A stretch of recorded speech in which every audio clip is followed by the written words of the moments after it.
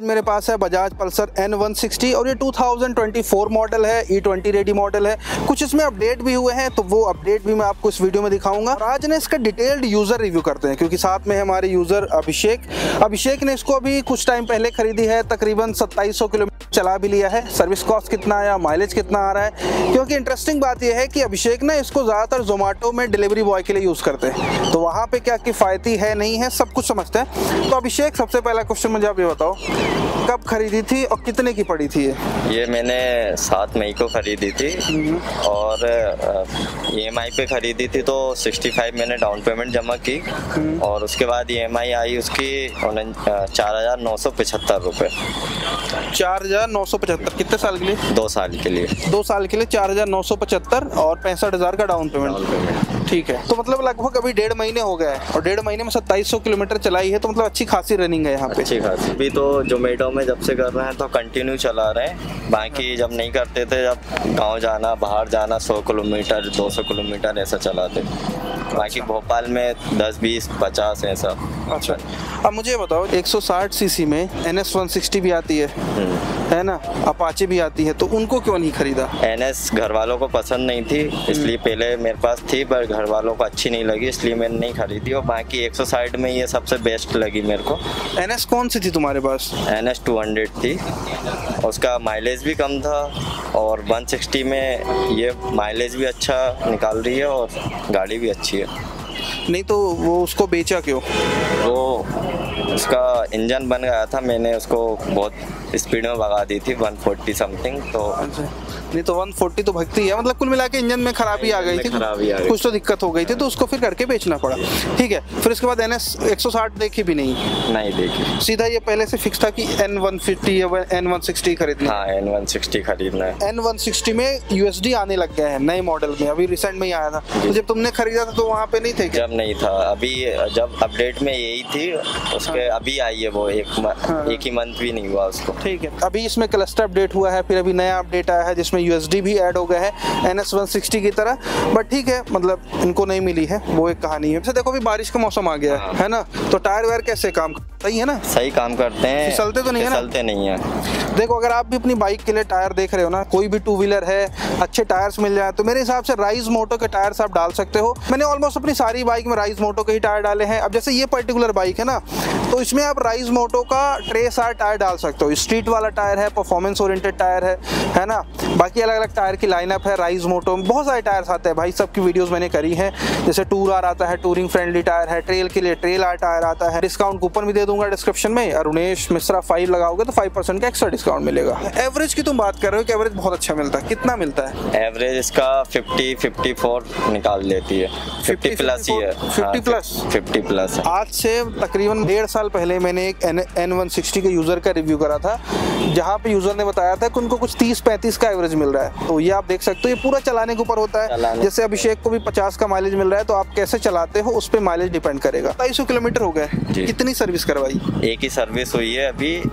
कितने किलोमीटर में होती है? 1000 किलोमीटर में होती है। कितने पैसे लगे उसमें? 1000 रुपये लगे थे। 1000 रुपये लगे, 1000 किलोमीटर में होती है। तो उसका मतलब कितने पैसे किसके लगे, ये कुछ याद है कि नहीं? ऑयल का लगा था और चेन क्लीन का लगा था, बस इतना ही। हाँ। तो मतलब पहली सर्विस कुल मिला के 1000 रुपये की हुई है। तो 160 सीसी की बाइक के हिसाब से देखो तो 1000 की जो सर्विस कॉस्ट है अफोर्डेबल है, महंगी नहीं है। अब यार मतलब मेरे पास जो MT-15 है उसका भी 1000 ही आता है। तो मतलब ये जो सेगमेंट पूरा ना, मतलब 1 लाख 1.25 लाख से लेके 2 लाख के बीच में सबका लगभग सेम सा सर्विस कॉस्ट होता है, 1000 या 1200 रुपये के आसपास ही फर्स्ट सर्विस। डिलीवरी करते हो जोमेटो में, तुमने बताया, तो ये 50 के एवरेज में पैसे बच जाते हैं। हाँ, 100 किलोमीटर चलती है, 2 लीटर पेट्रोल जाता है, तो 100 किलोमीटर में कितने मतलब अर्निंग होती है? लगभग हो जाती है 700-800 समथिंग। 700 में 100 का पेट्रोल डल गया। ये वाला कलर क्यों लिया भाई? क्योंकि इसमें 2 कलर और आते हैं। ब्लैक कलर ऐसा है कि कॉमन है और ये यूनिक कलर आया था अभी। इसलिए अभी मैं कहीं भी जाता हूँ तो पूछते भी हैं कि कलर रेडियम करवाया क्या, पर रेडियम नहीं है उसमें। फीचर्स में चलो अभी दिखा भी दूंगा क्या क्या है, बाकी यार कुछ ज्यादा फीचर्स इसमें आते नहीं है। फीचर्स के टर्म्स में थोड़ा सा ये पीछे है ना। हाँ, मोड और छोड़ो, अभी जिसमें इंडिकेटर बजाज ने भी एलईडी दिए हैं तो इसमें भी देने चाहिए थे उनको, जैसे एनएस में आता है तो इसमें नहीं दिए हैं। क्लस्टर तो ये वही क्लस्टर है जो बजाज अभी सारी बाइक्स में यूज कर रहा है, कुछ इसमें नया नहीं है, सेम वैसे ही है। मैं यहाँ पे क्लिप लगा दूंगा, देख लेना। टाइम भी दिखाता है, ब्लूटूथ कनेक्टेड है, ब्लूटूथ कनेक्टिविटी है ना, ब्लूटूथ कनेक्टिविटी है, टाइम दिखाता है, गियर दिखाता है, साइड स्टैंड का भी बताता है। चार्जिंग के लिए भी ये दिया गया है। हाँ, तो इसमें फोन चार्ज करते हो? हाँ, चार्ज करते हैं। जोमेटो में यूज करते हैं तो मोबाइल जल्दी डिस्चार्ज हो जाता है, तो इसमें लगा लेते हैं यूएसबी और मोबाइल स्टैंड में चार्ज होता है। स्टैंड इसी के लगा है जी। तो मतलब ये काम का है ना चार्जर, ऐसा तो नहीं कि भाई स्लो चार्ज हो रहा है? नहीं, चार्ज होता है, स्पीड में चार्ज होता है, मोबाइल डिस्चार्ज नहीं होता है। अच्छा ठीक है, तो ये एक काम की चीज़ है भाई, मतलब डिलीवरी बॉय के लिए चार्जिंग तो मुझे लगता है कि मस्ट है, ये होना ही चाहिए। परफॉर्मेंस में कैसी है, कैसी लगी तुमको चलाने में? 2700 किलोमीटर से तुमने चलाया है, अच्छा, तो बहुत कुछ फील करा होगा। तो कैसी है पिकअप, कैसा है इसका? पिकअप अच्छा, 15.68 bhp निकाल रही है। पावर भी अच्छा है। और ब्रेक्स कैसे हैं? ब्रेक भी डबल चैनल ABS है तो ब्रेकिंग भी बहुत अच्छी है। अच्छा, सबसे ज़्यादा इस बाइक में तुम्हें क्या पसंद आया? पहले तो इसका क्लच अच्छा है और साउंड बहुत अच्छा है। अच्छा। और स्मूथ चलती है गाड़ी। अच्छा, कुल मिला के क्या बताया, क्लच अच्छा लगा? क्लच साउंड तो इसके ऐसा इस सेगमेंट में नहीं है, अपाचे का बेस अच्छा है, लेकिन इसके में भी भाई साउंड आपको मतलब डिफरेंशिएट कर पाओगे जब आप लेके चलते हो तो अलग से पता चल जाएगा भैया ये N160 जा रही है।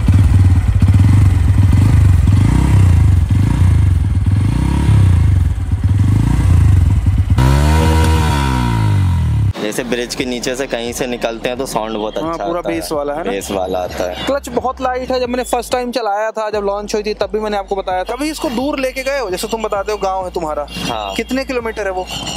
वो 100 किलोमीटर है। 100 जाना 100 आना? हाँ, 100। तो अकेले जाते हो? नहीं, फैमिली के साथ भी जाते हैं, सिस्टर लोग भी जाती हैं साथ तो में। कैसा रहता है, मतलब 100 किलोमीटर जब चलाते हो तो मतलब थकान लगती है कि आराम से जाया जा सकता है? आराम से जाया जा सकता है, 2 लोग में आराम से इजीली पहुंच जाओ, कोई प्रॉब्लम नहीं है। पीछे वाली सीट के बारे में क्या फीडबैक है? ऐसे घर वाले बैठते हैं तो कैसी लगती है उनको? बैठ जाते हैं, थोड़े ऊंची है, मम्मी बैठ जाती हैं, सिस्टर लोग भी बैठ जाते हैं, मतलब सब बैठ जाते हैं ना, ये मेरा पूछने का मतलब है। लाइट के बारे में बता दो एक बार, रात में लाइट की रोशनी? लाइट में तो एक तरीके से कार की तरह ही समझ लो, अच्छी बहुत लाइट है, मतलब रोशनी आती है, इल्यूमिनेशन रहता है रोड में, बहुत दिक्कत नहीं होती? दिक्कत नहीं होती। E20 रेडी है, मतलब 20% इथेनॉल वाला फ्यूल डलवा सकते हो इसमें, जो कि नया फ्लेक्स फ्यूल है। बाकी कूलिंग के लिए ऑयल कूलिंग है, यहाँ पे छोटा सा कूलर है ना। तो कैसे क्या गर्म तो नहीं होती गाड़ी? नहीं होती गर्म, होती है मतलब जैसे लंबा जाते हैं तो थोड़ा गर्म तो, मतलब सिटी में चलाने में गर्म नहीं होती। कंट्रोलिंग कैसी है सिटी में, ऑर्डर देने के लिए जल्दी में? कभी सिटी में, कभी ओल्ड भोपाल में बहुत ट्रैफिक रहता है, तो कंट्रोल हो जाती है, गाड़ी निकल जाती है? हाँ, निकल जाती है। बाकी थोड़ा इसका लॉन्ग हैंडल है तो चौड़ा है, मतलब? हाँ, चौड़ा नहीं, मतलब टर्न बहुत कम होता है। टर्निंग रेडियस इसका ज्यादा है। हाँ, समझ गया, ठीक है। तो दिक्कत होती है थोड़ी। अच्छा, बाकी सिटी में निकलने में से कोई दिक्कत नहीं? बाकी। अब जैसे तुम्हारी हाइट भी कम है, तो बहुत सारे ऐसे भी व्यूअर्स होते हैं कि जिनको रहता है कि यार मेरी हाइट कम है तो चलाने में दिक्कत होगी, कैसा है, तुम्हें दिक्कत होती है? नहीं, दिक्कत तो नहीं होती है क्योंकि मेरे पैर पहुंच जाते हैं इतने। थोड़ा सा बाकी है कि हाइट शायद 5'6" होगी, है ना? 5'6". तो भाई 5'6" वाले बंदे भी इसको ले सकते हैं। तो अभी मुझे बताओ, अगर किसी को 160 सीसी की बाइक खरीदनी है ना, इतने पैसे डालना चाहता है, तो ये खरीदनी चाहिए उसको? खरीदनी चाहिए। तुम मतलब सेटिस्फाइड हो? ऐसा तो नहीं लग रहा कि गलत पैसे डाल दिए, कोई और खरीद? नहीं। कोई दोस्त बोलते हैं कि भाई NS खरीद लेते या अपाचे खरीद लेते? कोई नहीं बोलता है, जिससे देखते बोलते हैं कि अच्छी बाइक है। बस मिलते हैं नेक्स्ट वीडियो पे।